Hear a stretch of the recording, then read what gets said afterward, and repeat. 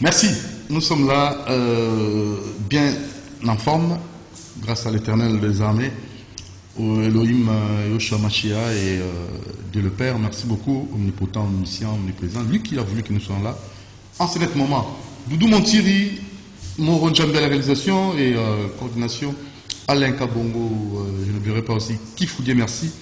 À la prise de vie, c'est celle qu'on appelle actuellement la charmante. C'est bel et bien notre très chère Karine et bébé. Alors c'est parti, parce que nous allons aujourd'hui encore revenir avec les thèmes vraiment mensuels et on doit insister là-dessus. C'est très capital, parce que nous avons bel et bien suivi nos amis Jamedar Lioso, rendez-vous des auditeurs, kiosque avec Serge Kabongo. Ce sont plus des analyses avec les invités. Il y avait aussi notre frère Fabrice Pelende qui était là. Mais maintenant là, nous n'allons pas passer notre moment là, notre temps à faire des analyses, mais nous voulons plus de solutions concrètes. 60 ans après l'indépendance, c'est dans quelques jours, nous allons nous poser la question ensemble avec vous qui nous suivez. Qu'est-ce que nous pouvons faire pour un vrai redécollage de notre pays après 60 ans? Alors c'est ça notre questionnement. Même après l'indépendance, s'il n'y a pas de changement, nous allons toujours revenir et nous faisons appel à toutes les compétences. Si vous voulez analyser et nous proposer des solutions concrètes, hommes de Dieu, hommes politiques et chercheurs, savants, philosophes, le plateau est disponible pour tout le monde, ou nous appeler au numéro plus 243 89 61 52 634, plus 243 89 61 52 634.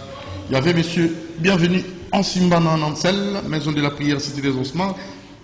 Il est pasteur, il est un acteur aussi, un fonctionnaire. Il a plus insisté sur la prière. Monsieur Bienvenu en Simbana Nansel, que les Congolais puissent prier et craindre Dieu. C'est ça la solution pour un vrai redécollage. Et aujourd'hui, nous avons un homme de Dieu, le pasteur Patrick. Lui aussi nous apporte une solution pour un bon redécollage de notre pays. Et j'ose croire que M. Lutumba, le boss Lutumba, l'opérateur économique aussi, lui aussi va intervenir. Et vous allez appeler en direct. Le numéro est là pour nous proposer. Vous allez d'abord suivre les différentes propositions de notre invité. Et par après, vous allez intervenir pour aussi donner le vôtre. Pasteur, bonjour. Bonjour, monsieur Doudou. Patrick. Bon, Patrick, c'était le nom que tout le monde me connaissait avant. Oui, Patrick, c'était le nom que tout le monde me connaissait avant. Après ma conversion, j'avais eu un autre nom. Là, on m'appelle Dan Moulindwa. Dan Moulindwa. Après conversion. Oui. Où tu n'as pas tiré Dan? Dan, maintenant, c'est changé. Dan, bon, ça veut dire le nom de quelqu'un, c'est ce qui détermine l'homme. Les noms. C'est une matière très vaste. Très vaste, mais c'est aussi capital pour notre pays. Mais pour le bon redécollage, oui. Pour le moment, la télévision, c'est le temps. Oui. Moi, je cours avec le temps. Je veux que les Congolais, les Kinois puissent m'entendre, puissent écouter ce que nous avons comme proposition. Pour la et oui. Le décollage. Oui. Puis ça va proposition dans l'ingala. Puis il y a liboso. Na pesi bato nyonso bazali kolanda na nini na ba quartier na banda kumbote ba oyo nyonso bandimaka Nzambe ba oyo bazala kotia elika na bango na kati na Yesu Kristo ba kolanda biso na bokebi. Analysons froidement cette histoire. Tozala na makambo ya sentiment te ya kofinga na te, mais kaka ndenge oti koloba mutu na mutu apesa oyo ezali kouta na katikati na ye. Soki mboka na biso Congo, oui, ezali na niveau oyo. Eza Congo kaka te toloba mokili mobimba. Premier problème, to salaki erreur to koyaki na esika moko problème ya liboso ezali religion. Oui, religion. Je dis bien la religion. Pour la nini, la religion. Bon, en fait, énuméré en haut. Parce que la religion et la spiritualité sont des choses très différentes. Religion. Nakati ya religion, ndeto yaki kokoma na bamakambo nyonso oyo RDC biso pe toyo kokota nakati na libulu. Oui. Nzambe na tango asali mokili makomi masante ezali koloba asalaki nyonso amonaki yango ezalaki kitoko et nyonso asalaki yango en faveur de l'homme. Mutu mwindu ndenge tozali awa nde image pe ressemblance ya Nzambe. Bolamu nyonso Nzambe asala kobanga Nzambe nyonso ezalaka nde na mutu mwindu. Soki omoni mundele azali donc représentant ya diabulu bakosaki biso bavesi biso ba photo mutu mwindu nde bas dessiner na maseke mundele basali na mandefu ya pembe po ete biso tolanda wana nde azali kitoko lukuta tozana ngonga penda muke pona kosola makambo wana. L'homme blanc avait compris que nous on avait Dieu. Ce qui peut otali makambo nyonso o ebungisi biso bana na Nzambe ya ba africain, ba noir en particulier, na ba congolais précisément, ezali koboto la biso spiritualité na biso. Ba ye komemela biso religion importée. Religion na nde yeko komisa biso na makambo nyonso. Na ebandeli na biso avant 60 batu bazalaki bien. Ba makambo ebele ezalaki kitoko tangu kaka mundele aye ko coloniser biso ye nani roi Baudouin atindi batu na ye ba ko coloniser biso awa Léopold II plutôt atindi batu na ye ba ko coloniser biso awa nde makambo na biso bandi ko beba nyonso tozali ko vivre lokola ba passe lokola ba problème eyuti epai ya mindele. Vous allez vous convenir avec moi que ce soit les maladies autres allez pour vivre lelo na tango akala bakoko na biso babelaka yango te na kotuna yo miome na munoko ya mboka na bino okoyeba yango te na kotuna yo viol na munoko ya mboka na bino okoyeba yango te makambo biloko memeli biso ba makambo nyonso wana ezali kaka religion. Pourquoi j'ai dit ça? Léopold II ayaki ko coloniser biso ba congolais. Léopold II atindi ba soda, Léopold II atindi na ba missionnaire. Religion oyo yaki na Léopold II na ba colonisateur. Et yaki pote ememela biso bolamu to yaki pote sala biso mabe. Namoni batobele batali ko sillonner na ba plateau ba télévision na ba radio ngape na sina na ba plateau mususu na sina lobi makambo wana. Problème munene tozali nango biso ba congolais ezali tango tokweyaki na koyamba église catholique romaine. Landanga na boke église catholique romaine nde ba meli biso makambo nyonso oyo. Misiko bisika pe église catholique romaine ngo ezali ba pe yango da développer nini? Olobi nini? Bisika pe église catholique romaine ngo ezali ba pe yango nini ezali développer? Italie. Très bien. Bango ba yebaki biso Léopold ayebisi ba missionnaire. Ndenge bazali ko kende na Afrika na Congo wana. Boyeba bien ba Congolais na bazali na banzambe na bango. Bokende malembe. Soki boko brutaliser bango bazali na bakake bakobeta bino bakake boko style boko sa bango bapesa bino banzambe na bino na bango bino bola kisabi bango nzambe na biso. Ils nous ont affaiblis à partir de eloko wana. Tala makambo tozali ko vivre lobi kuna na makambo ya leta na tango ya kala ba roi nyonso bazaki kotambola na banini na ba sacrificateur. Mais na mboka Congo ba sacrificateur ya mboka Congo bazalaka ba opposant ya pouvoir établi. Ole basunga pouvoir bazalaka banini ba opposant. Pona nini? Parce que bazali batindami à Léopold II, il se sent aussi être des autorités. Pona na ko zonda kisado neti yo CLC likambo yo ba ndeko na biso catholique basalaka ba mouvement sona ezaka po na ko s'opposer na pouvoir. Oui, parce que neni bango abisa ba résultat malamo neni bango ba yaka makamba. Eza musala na bango te. Biblia epesi mission na sacrificateur. Et puis mission Yesu asi alobi nani ba apôtre na pesi bino mission ya kokende kote ya kokende kosala makambo nyonso ezali énuméré na kati na Biblia. Marc azali koloba Marc 16 alobi mission na bino bokende kobeta mipepe bobenga na milimo mabe bobikisa bato. Matthieu Jean 10 azali koloba je vous ai donné le pouvoir de guérir toute maladie. oyo nyonso bango bazali kokota bakota na bakambo ya nini ya seni bakende na gouvernement na nini na présidence okende kosenga gérance ya nini ya COVID-19 bakende kosala ba collecte ezali misala ya bantoma te. Mais ceux qui bamoni bato ba kosala mabe moto na nzambe sika lumière ezali bango bataka lumière te babombaka mundu na sa mesa te. Nzambe asi ayebisaki bango bobeta mipepe bobengana milimo mabe parce que oyo bato bazali kosala mabe bayebaka nini institution malamu na bambuma nde bayebaka. Lelo tokoyeba soki ifasik ezali institution malamu ezali kobimisa ba vrai journaliste tango tozali komona babino tozali komona batebele bazali koota na ifasik, ils sont en train de faire les preuves.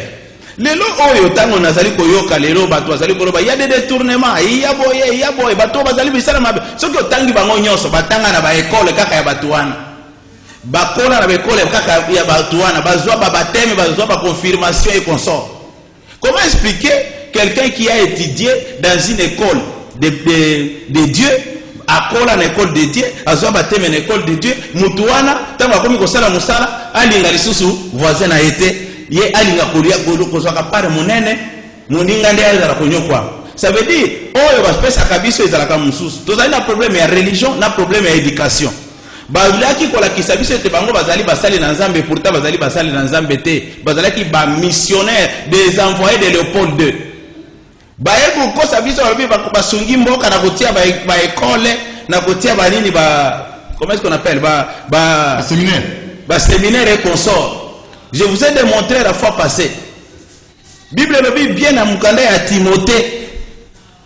1 Timothée 3 verset 1 ce qui dit qu'on a balobi toute personne qui veut être donc azala nini mokengeli il faut azala mari d'une seule femme azala pena ndaku azala na ban akeba kokumba ndaku na ye malamu balobi te pona ozala évêque il faut azala na ba diplôme ebele olo ba 5 langues ozala pena diplôme ya nini ya théologie. Bible le dit il faut d'abord ozala mwasi ya mobali ya mwasi moko ozala na libota na yo oyo bakokengela ndako na yo soko kiti kuna na seba na basi na bango bazala kaka bongo mususu ali koloba na landaki mususu oyo ya polygame oyo nini wana ndumba wana alobi ono ngai nazali évêque te soki azali évêque te mais makomi masanto na ekiti elobi passer casse na iba ta komo na été mais il va passer belé officiellement mais bino vous allez passer mais vous allez makambo belé non écoute-moi bien soki okokuta Bible lobi na cette parole est certaine. Ça veut dire les amis liloba ya kotie la tembete mutu ya Biblia de Genèse Apocalypse et ça dit sika moko te nzambe a permettre mosali na nzambe na etumbelo azana na basi ebele ba osoki akozana na mwasi na basi. Je te donne exemple yo na âge na yo oyo ba scientifique ba prouver biso ke ko sala acte sexuel na mwasi ko éjaculer une fois misaka énergie ya oyo ezali proportionnel na décollage ya nini ya avion. Âge ya papa wana na basi 10 adimisaka énergie combien? Il y a décollage ya avion 10. Il y a avion 10 Bible ezali koloba soki mutu okokutana na nini na ndumba bino nyonso bokomi nzoto moko soki mutu okokutana na mwasi moko bakomi nzoto moko la balaka ba vierge ata balaka ba vierge tango asangisaka na bango nzoto bakomi nzoto moko botango asangisi na 10 akomi na bazoto combien? Akomi na 10 nzoto esuki wana te ba jeune bazali kolanda biso awa bazali libanda azali na mwasi moko azokoka ete le sexe ce n'est pas une activité sportive pote osala lelo lundi mardi mercredi Bible ezali koloba ne vous privez point botango 10e wana akosenga ye akosala ye lonenge kani awaka moto na mokolo na ye lelo alali na shamba moko wala pe mchana una na shamba mususu ndio alali lokola ya na dek mosusu alali ye moko do ba 10 na 10 shamba sikoyo soki mutu normal azali na mwasi moko azali kokoka ye te bongo ye ya 10 azali kosala ndenge nini akobanda arekuri na bamondongo arekuri na babiloko akobaka soki arekuri na bamondongo na babiloko akobaka mbala moko ye na nzambe bayebani te parce que Bible ezali koloba les vins et les mous font perdre l'essence. La prostitution, les vins et les mous, osez. Quand vous prenez les mous, les stimulants, vous n'êtes plus de Dieu. Ce qui va tuer mon qui, Bible les a très bien, les idolâtres, Bible les a les adultères n'hériteront pas le royaume des cieux. Ce qui a allé adultère, assis à Monique et Yakomona Lola, les sous-sautés, a commis Koluka a entraîné Bamoussous. Batouana, n'a pas pasteur, nous sommes allés Kolubawana, Bazali Lokola Bato, Babela Sida. Tant que Bamoussou a Rabeli Sida, le Bina Fanga Mogote. Il faut n'amener Batebele na Kunda. Nde Loko Moutouana Zali Kosa. Po ba yebi déjà Bamoua Komona Kazambe, les sous-sautés. Nde Bazali Komema Batebele na Kati na Nini, na Baerere Wan. Lobi awa na mutu moko mesemboso ya biloka ba élection azali ko fustiger. Comment expliquer to kozala na ba soi-disant homme de Dieu ba tesi biso ko fallait to kende kutubela bango nde ba passa nini ba corrompre bango pona ba élire mutu ya nini ya seni. Bon, qu'attendez-vous maintenant batu oyo bazali ko kamba biso des millénaires d'années bango bazali ba corruptible. Moussous azali koloba na télévision awa les grands de cette ville tozaki kozwa mbongo ya Kabila ole to sala musala tozaki kolia soki bazaki kolia mbongo ya Kabila bazaki kolia, ça veut dire ce sont des détourneurs. Lelo auti ko aleki na télévision oh non biso no se photo tubel wapi Biblia no bibo sala batubeli collectif. Biblia no biso ki yo moni esimbi mutema na yo esimbi eteke na sala ki mabe yo nde tubela. Alors, l'invité, pasteur Dan, d'ailleurs, le téléphone est ici. Oui. Tu sais que la trichature, na banesus, on a un mandat, na joya, tout le thème là mensuel. Les alliés pour na koluka redécollage, en bouc en abisso, batouana ma proposition concrète. Pasteur Dan ayawa, alors religion de sali est bloqué bisso. Précisément, les catholiques. À terminer les catholiques. Oui. Alors, on a le bosso. Il y a mis balai. Pour faire mon téléphone, il y a mis balai. Il y a mis balai et il y a éducation. Éducation. Bah, pour ça qui biso, bah, programme éducatif, il y a mabe. Oui. Nazo tunayo. Na bamboka nyose ya Afrique. Mboka malamu, mboka ezali na biloko nyose, ezali mboka ni. Eza RDC. Pona nini mboko ezalaki na biloko ezana biloko nyos ezali na makambo nyos lobi ezalaki ya liboso lelo nde komi ya suka. Biblia lobi bien na mukanda Deutéronome si je ne m'abuse pas. Biblia ezali koloba bien Exode 21 verset kokita. Biblia epekisi ko sambela bikeko. Nzambe alobi nazali nzambe jaloux. Lokola oponinga lokola kozala nzambe na yo kosala eloko mususu te ya kokokanisa na ngai na eloko ezali na likolo na eloko ezali na kati na mai na eloko nyonso nazali nzambe jaloux. Mutu akosala eloko ya bongo akote ya représentation abanda bato abanda kogumba mela yango mutu wana akokende kongumba na mutu angumba me yango na mutu oyo asalaki yango bango nyonso balakelami mabe jusqu'à la 4e génération. Lelo oyo religion oyo ememelaki biso bikeko na kati na mboko oyo pote tosambela ezali religion nini? Ezali religion catholique bato babibi bakena ba église bakende koluka bakutana na nzambe akokuta ba ikulusu. Alors la solution yo kanga malamu pardon tango tokomi na bifisika ikulusu biso nyonso bakoko na biso bangumba meli yango biso nyonso toute la génération to la kelemi mabe chef de l'état soki akokende na kati na cathédrale soki amumba mikaka directement toute la nation congolaise est maudite. Un général, ce qui a kokota ngumba melika kekeko, toute la nation, toute l'armée est maudite. Tout gouverneur qui entre dans une église devant Ekeko, ça veut dire, il a fait maudire sa province. Est-ce que vous comprenez? S'il vous plaît. Vous avez besoin de toi yoka. 2 millénaires d'années. Église catholique est présentée biso Yesu. 2 millénaires d'années. Ba présenter biso photo ya Yesu. Na yo nanda ko na yo ezali. Na bandaka batu mususu photo ya Yesu ezali. Acteur ya film wana sidikaki. Tunana lelo ko komi ko ba acteur ya film. Ye moko nde abimi alobi pardon na lingi ko za en conflit na Nzambe te. Ngai nazali acteur ya film, ça veut dire bazui mutu lokola esobe ya biso bakinwa. Na le sai ba yo présenter biso Nzambe. Merci. Batouana batie biso en conflit avec Dieu parce que Nzambe alobaki bo ngumba mela eloko moko te. balakisi biso ete ekulusu ezali eloko malamu namoni yo pe olati mosusu sibalobi yo pe ozali na ekulusu ekulusu yo la mer etali yo nani nalobi etali na nini ya moni ekulusu tena na kati bonatuni yo kasi oza rose croix na formation na bio soki ezali eloko malamu natuni yo soki ozongi na ndako okuti mwasi na si atandi mbeto malamu olingo se reposer atie quoi olingo se reposer olekisi loboko na se ya coussin oyoki eloko moko na se ya coussin okotisa loboko boobimisi ezali ekulusu yo na mwasi na yo ekosimba to évoluer ekosimba toke mpona nini ekosimba te que ça soit dans les signes scientifiques na makambo nyonso esika tomonaka proie elakisi un danger mais siko bagriffe tolataka bagriffe mosusu ezali griffe meza na makambo na kati yo nde papa yo olati boye soki azolise griffe olati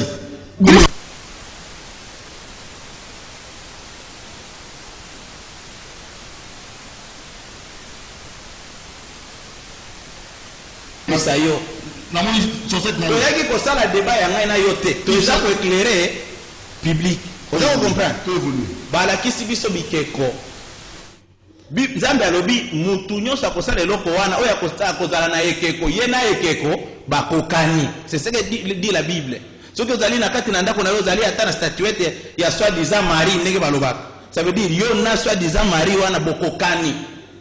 Comment voulez-vous bango bayebaki Bible elobi na Genèse 1:26 Dieu a dit j'ai fait l'homme à mon image et selon ma ressemblance afin qu'il domine sur toutes les choses. Oli batu ba kokana na nzambe to kokani sikoyo na bikeko. Claude Maluma commis hein pour Zolba. En fait, je vais lire ça après. Attention tout à l'heure sur je m'entends. Oui. Yo boy église catholique. Ce que yo proposé parce que c'est une émission où il y a des solutions. Problème solution. OK, na biso na ba ezali église catholique ba église catholique ne ba bimeli biso makamboyo na bana na bango. Banani. Oyo ba église no solo ezali ko benga ba église protestante. Ils ont dit qu'ils ont protesté ce que les catholiques faisaient, mais aujourd'hui ils font la même chose. Et là teli na bango kaka lolengi wa. Bakima ki ko ba évêque côté bango pe ba misali ba évêque. Bakimaki nini ba cardinal koto ba bisali pe ba archevêque ba archbishop balati kaka ba bazamba Biblia ekomi elobi esika moko te ke no pona o te ya liloba na nzambe il faut olata boy Yesu ye moko azalaki l'homme normal avec des habits normaux balobi ezalaki exceptionnel parce que yaye ezalaki sans fissure boy église catholique boy église protestante boy suni bango nyonso bazali ba faux église de réveil. Est-ce que ezali réveil to ezali sommeil bango balobaki baye ko réveiller batu balali ba musulman tala Biblia lobi boye na Apocalypse 3 je crois verset 15 et lobi isengeli osala na position soit tu es chaud soit tu es froid tala biso toponaki kozala chaud to lobi tozali nini pays à 90% chrétien to lingi tozala chaud pona ozala chaud il faut que tosa mibeko ya nzambe mizimo ya nzambe totosi yango te ba froid ba oyo batikali na froideur na bango tala ndenge ba pays oyo ezali froid ndenge bazali ko émerger ezala ba pays musulman ezala ba pays lusophone tala ndenge bazali ko émerger parce que batikala ki froid bango balobi biso na bikeko na biso na kindoki na biso ya mboka na biso totikali na yango mais lelo biso tolobaki bokoko tobwaki tozwi Yesu tozwi Yesu ole bayebisa biso totosa Yesu balakisi biso ndenge nini masumu yokana bato oyo bakambi Kinshasa des années bakomi koloba na ba télévision tozaki kozwa mbongo tozaki kokosa président de la république tokosambela pona mboka ezalaki shida pesi biso la tokaboli tokomi kokende pa maman olangi tosali banini bon je ne connais pas le nom je n'ai pas besoin de connaître même son nom. Alors siko ba kimbangiste tozala na yebisaki boy nini mboka etambolaka na ba prophète mboka oyo ezalaki na prophète moko ya solo nani Simon Kimbangu c'était le prophète ya mboka ya solo jusqu'à aujourd'hui tozali kotambola pe na banini na ba prophétie na ye mususu après Kimbangu il n'y a pas d'autres prophètes ba oyo nyonso bazali ko sala association soki ya combien de prophètes soki 2500 prophètes na Kinshasa bazali ba faux bazali ba faux. Prophète Kimbangu aussi a kufa. Mais on ne marche pas aussi avec les fils du prophète. Il faut maintenant se poser des questions. Où est le vrai prophète? Alors, pour la solution, la Mboka Nabiso, proposer. Pour la solution, la Mboka Nabiso, Biblia est l'obi malam. Biblia est l'obi malam. Roi nyonso ya buka kibike konzambe abakisala kie mikolo. Solution ya liboso yango. Na kosenga na président Fachi pour ceux qui yende azali muntu oyo nzambe a utilisaki. Babike ko nyonso zali na kati na ba église catholique na ba église oyo soit disant de sommeil, ba église de sommeil. Na benga ngo réveil était parce que batu balamuki na ninga molimo te batu balali kaka na ba église de sommeil wana nde batu bazali ko s'empoisonner, batu bazali ko violenter ba fille, bazali ko violenter ba maman ya batu. Ça veut dire molimo kuna abalali si molimo bazui na couverture ba finiki. Basa ndiko. Il faut ko buka bike ko nyonso ko bwaka ngo libanda ya liboso. Oh, comme la guerre à religion. C'est guerre à religion te. C'est tout le monde qui te pose à la moto. Mais tout ça état laïque. Position état laïque mais bino bolobaka tango président Fachi azala nini après prêter serment wana. Biblia ezalaki te. Soki tozalaka laïque pona nini Coran ezalaka kuna te. Soki tozalaka laïque pona nini na parquet Coran ezalaka te ezalaka kaka Biblia. Pona nini soki tozalaka pays laïque. Tolingaki tomona mokolo moko babengi imam ya ba musulman ake kosambela pona nani pona président de la République à l'investiture. Pona nini boluka ba chrétien. Pona nini? Donc tout ça est permis.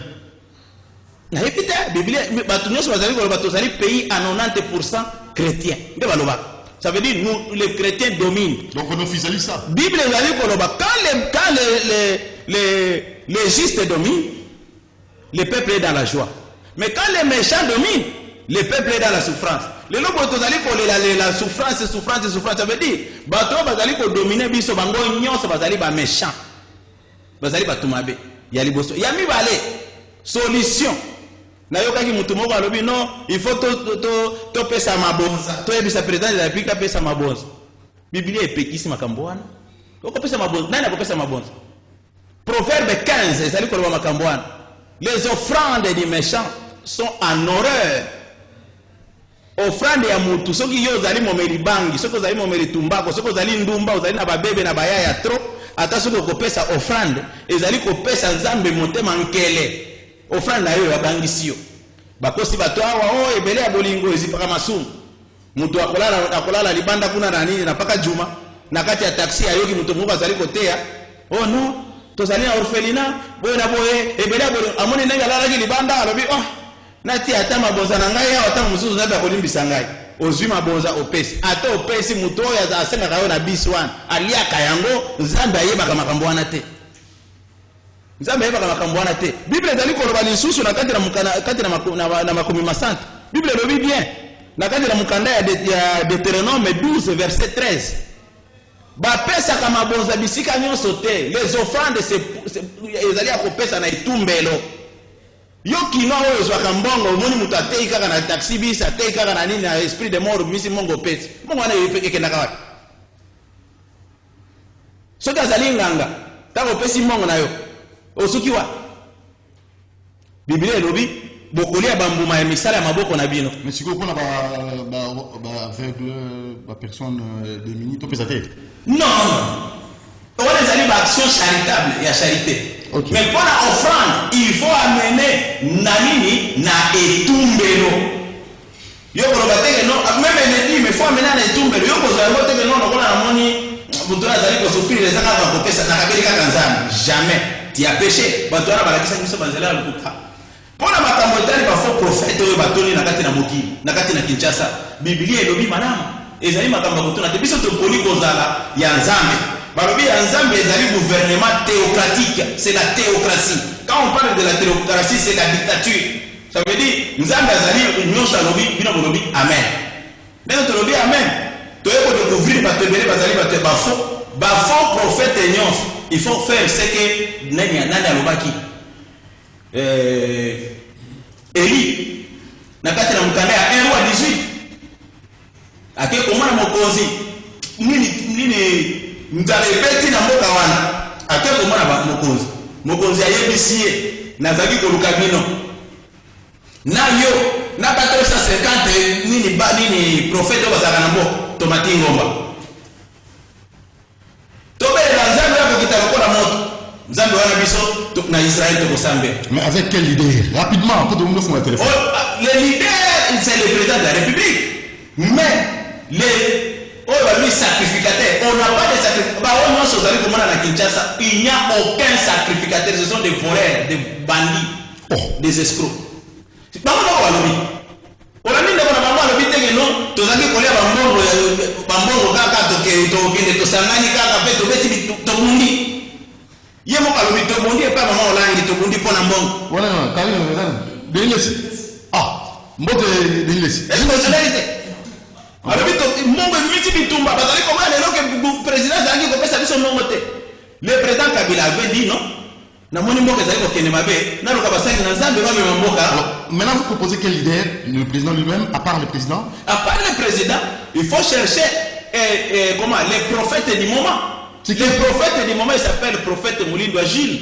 Il n'est pas ici à Kinshasa, il est à l'Est. On reconnaît un prophète quand les prophéties s'accomplissent. Dans l'Est, c'est aux Israël? Oui. Na yes, ça sera qui est là. Pour aller au Sénégal. Yende itango yako nini akokoma na kati na mboka Kinshasa yesiko ndeto kotale ma liboso na biso nyonso tokokende tokokomema biso liboso ya Nzambe tofunga téléphone boki ndebo mbaye nango toka tofunga téléphone. Allô? Allô? Oui, bonjour papa. Allô, bonjour. Oui papa, solution pour le redécollage à RDC. Makantina yo.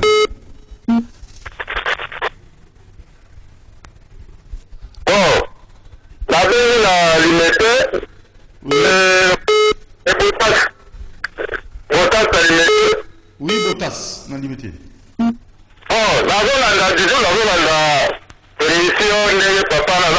Pasteur Dan.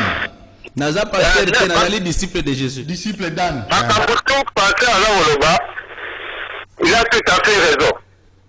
Avant la raison. Mais maintenant, là c'est vraiment la contradiction des animes. Quand on est catholique, on a référence à roi Baudouin à Tindagi à Sango la discours avant le code de 1883. C'est normal, avant la raison. Mais quand vous êtes catholique est la première église à Congo. Selon l'histoire, dans l'an 300, dans la conférence de Nicée, après constater à convoquer la bataille de l'an 1980, voilà, on va faire le document, on va dire le Bible. Bible est là constitué par un vrai prophète, ma faux prophète, même message avec impérialiste, c'est dans la carte. Même Bible, il y a un mot, basango, bayaka na ngwao. Quand on va bouder basango, on va bouder catholique, automatiquement, Bible, c'est un piège la carte. D'ailleurs, on va catholique, on va basango, mais on va se baser la Bible. On va dire la Bible. Si la Bible, on va la conférence de Nicée de créer la Bible. Mais si on s'est basé dans Nini? Ce qui Bible était. Non, c'est ça. Ça va défendre les Guimans. Ça va défendre les Guimans. Imam, on a un message d'ailleurs. Souka, il faut que nous se baser sur l'histoire de Bango, pour créer un livre sacré de Bango. On va défendre la Bible. La Bible, selon l'histoire de Bango, il y a plus de 200 livres à la carte. La Bible, il y a 60 livres. Dans le livre, pourquoi l'empereur va le parce que la majorité des livres de la Bible, vraie version, et basée sur l'histoire des Africains, par vrai prophète africain. Nous avons falsifié ma communion. On a dit la contradiction de Marabasango, Abasango, catholique de la Bible. Non. Asango, Babomimbo, c'est vrai, catholique et Bomimbo, c'est vrai. Mais accomplissez la Bible. C'est la raison pour laquelle il y a la Bible dans la chaîne mentale. Ok. Ok, Ndeko, on dit ma Bible, alors que la Bible est la sango de Baïnango, catholique de Baïnango. Non, lui-même a donné une partie de la réponse.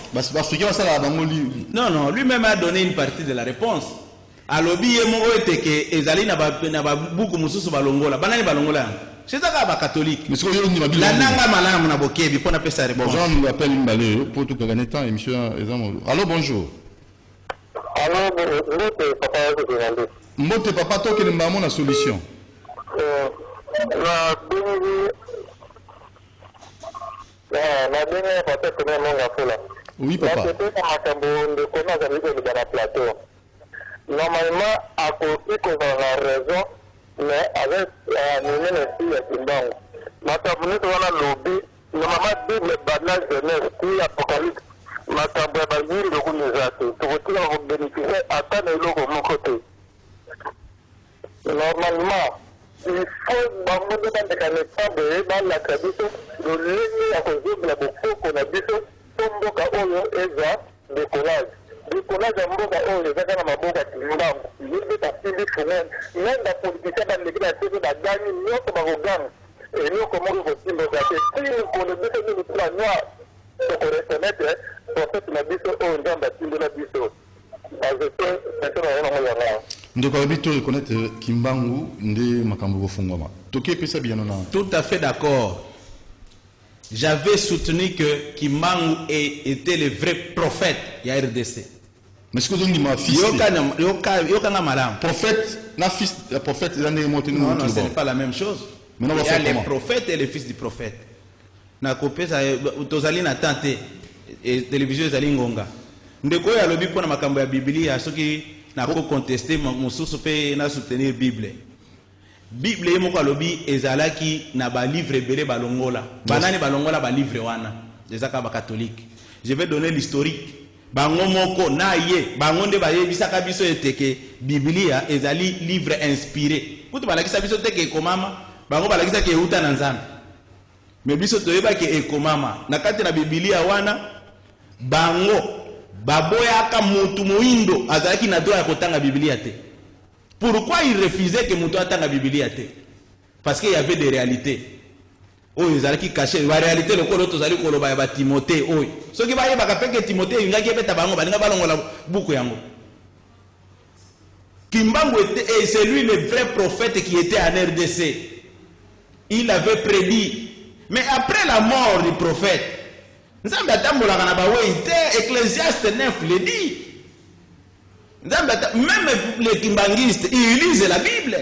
Ce qui te condima nini Kimbangu batanga na naki mutu moko na télévision alobi akendaki komona Kimbangu kuna na nkamba po ba faciliter bango bakutana na mokonzi ya mboka koko makuna babengi Nzambe il s'est révolté. J'avais suivi quelqu'un ici. Oui, mutu akomi ko benga ye prophète te benga Nzambe.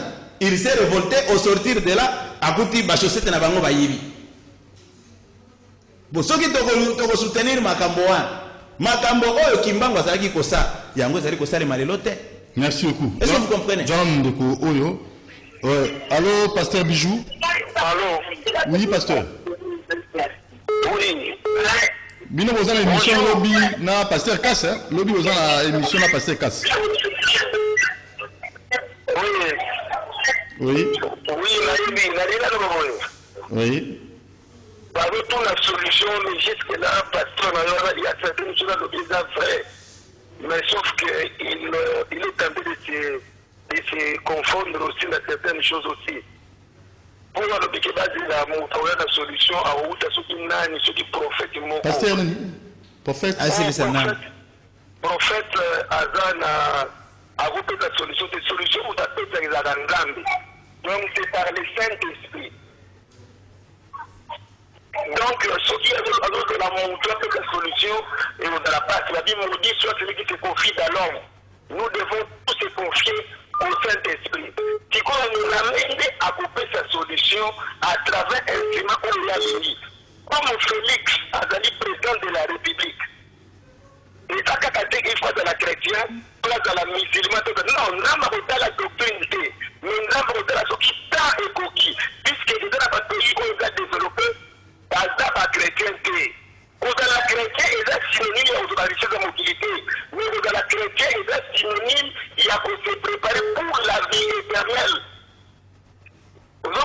Oui. Que Dieu vous bénisse, à bénir deux pasteurs, mais allez dans la solution de pas m'oututer, pas d'enramer. Que le Saint-Esprit n'a pas convenable à vous c'est par la réconciliation que comment c'est par la réconciliation. Et c'est ce qui va dire nous n'avons pas mon pasteur, on a ma moussa, le vrai. Mais aïe, mon tout, à vous pour l'église, à la drogue pour l'église. Moutou seul, on a couillé à quoi pendant l'église, et ça kaka Yesu na tango lèvement ko zo ya ye pour la tango ko déjà il va pour l'ensemble avec qui fait on a té monte ke bazozo na tambo na ye. Merci beaucoup Lobby aux la émission na Pasteur Cass. Je vais répondre rapidement na intervenant wana. Avec la pasteur na yo. Ngana sa pasteur na yo te. Est-ce que yo sambela kesika ngana na terre. Yo naza mon pasteur na yo te. Il faut avoir la modestie na nenga ko pasteur na yo ça veut dire c'est un dénigrement. Je suis un disciple de Jésus. Tango yazali ko loba makambo ya ba Kristo. Biblia elobi na makambo ya etangi kombo mu Kristo ata nulle part. Chrétien akomona kalola te. Chrétien akomona kalola te. Naza ko fungola se confie à l'homme. Yo moto pesi na mutuna yo kanga bien. Yo nde utuna kingai. Siko to sala ndenge nini nani akokumba biso? Nani akozala liboso na biso? Vous qui m'avez posé cette question. Nani ayebisi moto akozala liboso na biso? Pour la génération, le prophète Moulindo Agir qui a fait des preuves. Vous appelez, vous êtes journaliste, appelez au nord Kivu, appelez au sud Kivu, appelez à la province orientale, on va vous dire qui est cet homme. Qui est cet homme que Dieu est en train d'utiliser pour le moment. Biblia oyazali kolobawana et réconciliation azali kolobawana pour que vous allez réconcilier, il faut que vous allez un intermédiaire. Et l'intermédiaire c'est qui? C'est quoi Saint-Esprit au monde à Kaye? Saint-Esprit est visible. Tous les gens qui ont débat, on a été Saint-Esprit. Non, le Saint-Esprit ne se voit pas. C'est toujours à travers les hommes. Mouto yakufa ki mango akufa. Bible le dit bien à Ecclésiaste 9. Mouto akufa zali lisusu na tina te. Vaut mieux un chien vivant qu'un homme mort. Donc ndenge yo zali wana na bomoy. Oleki mobutu na musika. Ata mobutu asalaki makambo ya ndenge nini yo zali très important. Oleki na Mzee Laurent Désiré Kabila na musika. Parce que yo ndo zali vivant. Bato oyo ba memi biso liboso bazaki ko mema biso liboso soit disant ba homme de Dieu, c'était des faux. Bango nyonso bazali ba faux. Ndeko oyo mama apesi kombo azali ko loba yango tozali bato ya lukuta. Na ba oyo ba yebisaki président Fachi parce que donc ils ba pratique na bango ko kende ko beta ba biloko na kuna na présidence. Tolingi to sambela pona mboka ba bimisi mbongo. Ba bimisaki mbongo awa po ba sambela pona mboka na stade de Martyr. Une année après mboka ezali na maboko sisa nzambe. Une année après coronavirus ekoti. Bao basambela ki wana, bao bazalaki liboso na nini kuna, bazalaki banani. Lelo mutu wana alobi na télévision, je suis prophète de Dieu, nazali ko senga bolimbisi, nazalaki mabe. Mutu azalaki dans les mabe, dans les faux. Azalaki sous prophète. Ti lelo bo azalaki déjà mabe, azalaki sous prophète. Eli alobi na kati na mukanda wana un roi 18. Après Eli ko sala ba discussion, il a demandé au roi bazwa tous les 450 eza bakamba bango kosenga bolimbisite ezali makamba ko kanga bango bakanga bango nyonso bango nde batie mboka oyo na nini en fait et à sang ko banda ba nini ba évêque tina ya suka ko banda na pape soki nazalaka na pouvoir ngai na pape fallait ko kanga ye parce que yende alobaka azali gardien ya mokili mobimba. Ezekiel 33 ezali ko loba gardien soki boponi mutu gardien soki akomona mupanga ezali koya il faut avertir bapate soki avertir bapate te mupanga na soki kokata bapate bakokufa nzambe akotuna ye makila na ye lelo bato bazali kokufa mpona coronavirus pape atikala koloba te me nazali kolanda Kofi Olomide aleki na pape na bozambe Kofi Olomide alobi masumu eleki totubela me pape alobi ezali conséquences climatiques katikati ya Kofi Olomide na pape nani azali ya nzambe tala bato bazali kokamba mokili Kofi alobi bongo Kofi alobi il faut moki bato batubela pape alobi na sengi na ba pays puissant balongola banyongo na ba pays pauvre est-ce que wana maloba ya musali na nzambe tozali na prêt na mukanda un roi 6 pona osuki ça na mboka Samari bato bakufi nzala le roi a demandé la solution ayebisi bato na ye bokende kolobela ngai Eli wana mboka na ngai bato bakolia na te soki na kozwa solution te il faut na bomemelanga mutu ya Eli président de la République il a le droit na yo kaka prophète tel na yo kaka mukambi tel na yo kaka cardinal tel bokende kotunela ngai ye apesanga solution soki bongo te nakangi ye donc pour la bino solution ezali to soki c'est monsieur solution ezali kokanga ba faux nyonso kolongola bango après kolongola ba faux nyonso kozwa sikoyo oyo nga na tangi le prophète Moulindo Jules atelemi tobandi kosambela liloba na ye. Pesa numéro de téléphone na yo. Nazali église pentecôtiste lumière du monde cité de refuge. Soki mutu akolinga kolanda nga malamu akota na kati na YouTube CRM Kin TV. CRM Kin TV. Soki okota wana okozwa ba coordonnées na nga nyos. CRM TV Kin. Okozwa ba coordonnées na nga nyos. Wana tokosola na yo malamu. Merci beaucoup ndeko Aleki. Lobi toza na posa na yo. Lundi toza na posa na yo. Mardi, mercredi, jeudi, vendredi toza na posa na bino bayiki bokolanda biso pour na repérer sa solution na problème. Je présente mes excuses. RDC. Oui, je présente des excuses aux téléspectateurs. Nalingaki na sukisa. Téléspectateurs nous satali kolanda ngai azwa mukanda ya Levitique 26. Atanga yango amona sika passe ya RDC euti azwa pe kaka mukanda wana na 14e verset kukita amona esika nini toko bandela soki toko sala makambo wana te toko tala kaka ya kolela toko banda koyoka kaka awa basoda bakoti awa ba étranger ba botole biso ba toko ko sala ba nini ba developerie ko tonda pona nini tozali ko sambela bikeko soki toko tika ko sambela bikeko te mawatro. Voilà, Lévitique 26, on a un verset. Lévitique 26 na mobimba nango. Mobimba nango, pe asengi ba kanga ba église ozali ko ba kanga batu. L'église est corps de Christ ezali ko panzana te. L'église etikali ezali kaka ya kotelema. Batu nde ba bebisi église. Lelo ko église panzani, il y a des vendeurs de pigeons. Yesu abetaki bango fimbu.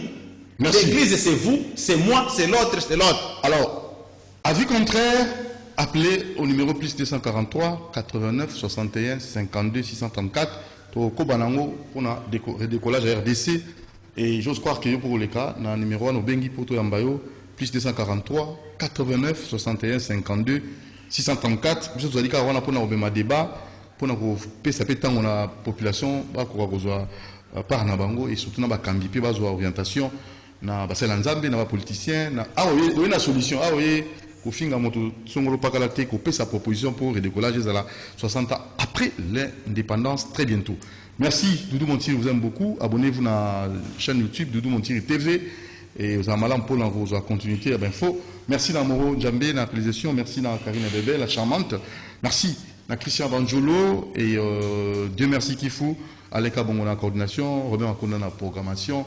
Rendez-vous lobby Pasteur Cass Azako senga polygamie pour mboka à développer. Pasteur Bijou, il y a pour contribuer il y a lobby makamwa nous allons pamba. Alors lobby na 10h30 tout ça na débat on a pour la solution.